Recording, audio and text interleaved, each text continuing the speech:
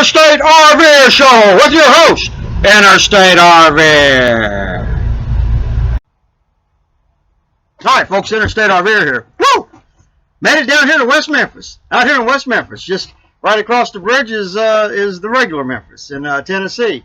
So it was like I said, man, I went through a 2-day windstorm in Osceola. And then the thunderstorm from hell in Blytheville and in Osceola. It was like no getting away from it. So we're here now in West Memphis. I'm going to be here for a while, and we'll talk about that later. But right now, let's get to some Kamper's Quiz. Kamper's Quiz.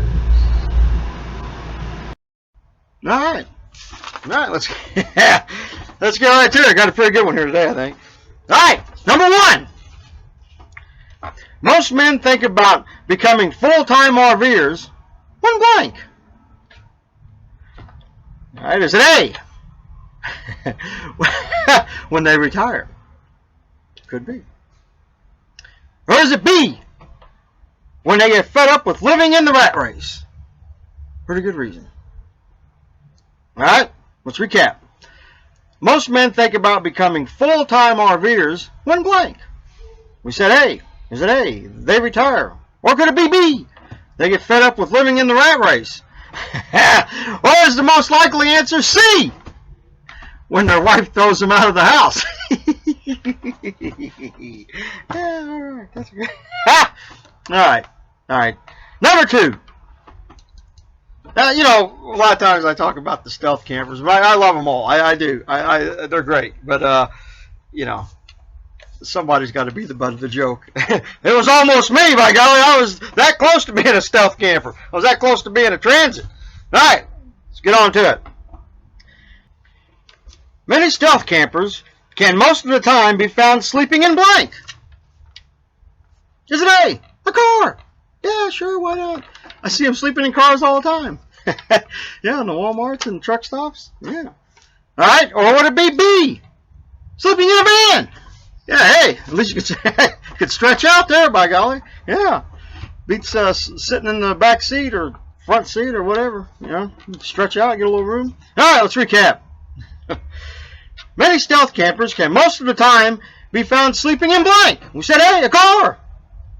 B, a van. Or is it C, a county jail?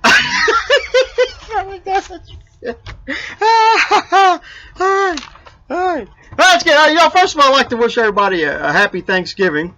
That is, if you see this this video before Thanksgiving, I'll try to get it up as quick as I can. And like I said, you know, Wi-Fi is getting a little scarce. Getting a little scarce down here in these parts. but well, I'll do what I can. But happy Thanksgiving, everybody, or happy belated Thanksgiving, whichever one it may be. And this is one for the Thanksgiving there. Thanksgiving, Christmas, all the holidays. Let's get to it. For some full-time RVers, the best part about going home for the holidays is blank. Is it A?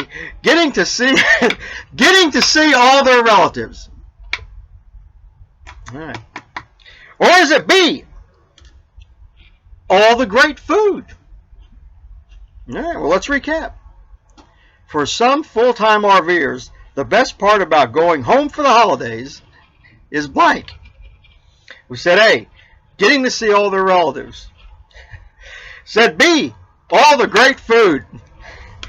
Or is the correct answer C, telling them all to kiss your ass before leaving?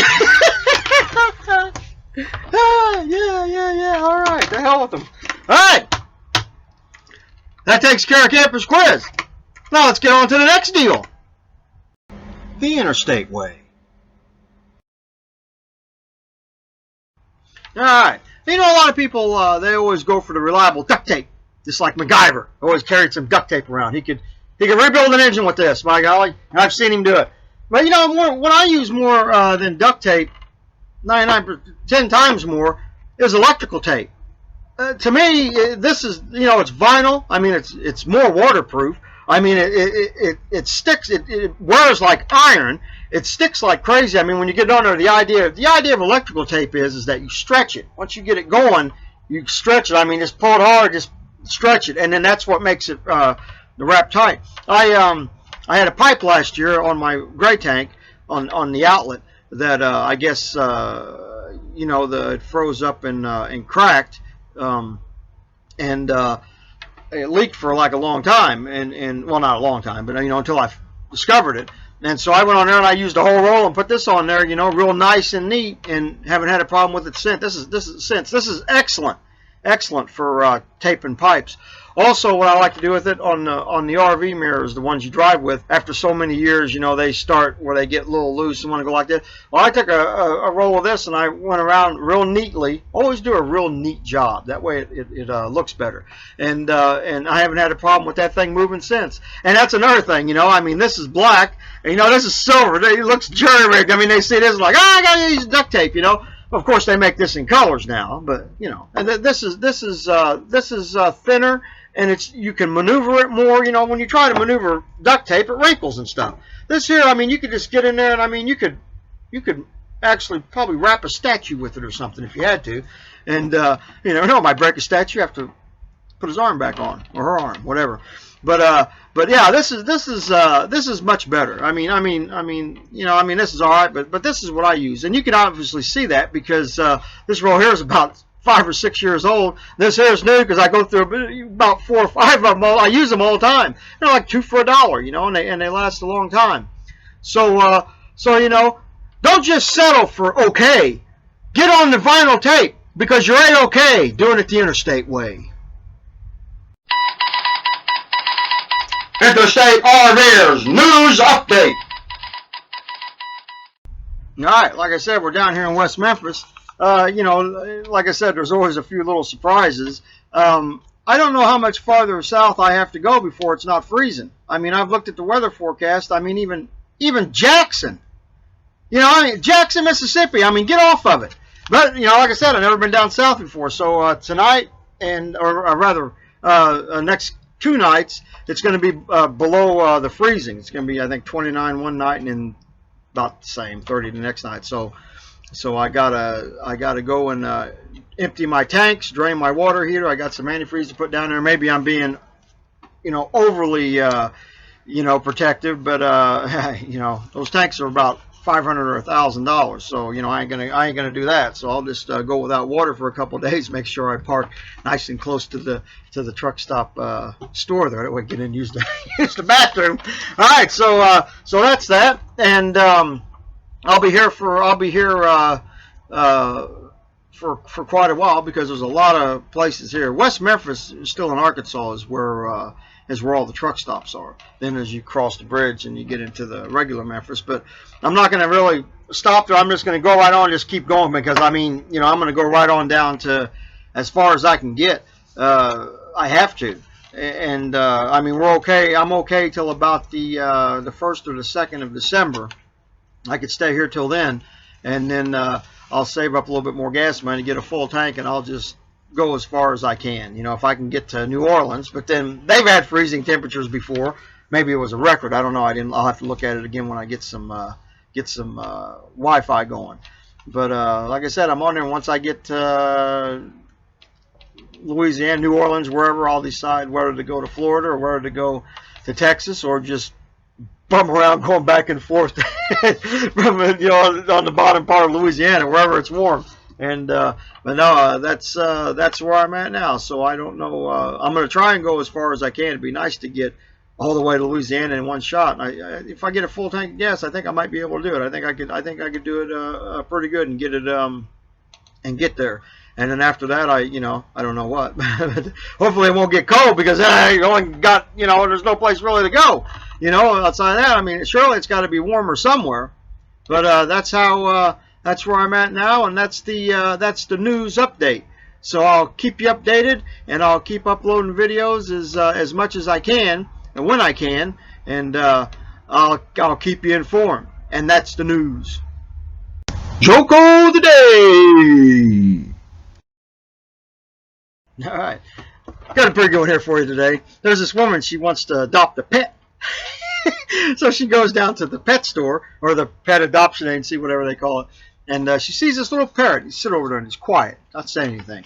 And so she asked the woman, she goes, what's the deal with the parrot over there? She goes, oh, he was in bad shape. He lived an abusive life. She goes, well, what happened? She goes, well, I said he was a parrot and at a brothel, a brothel.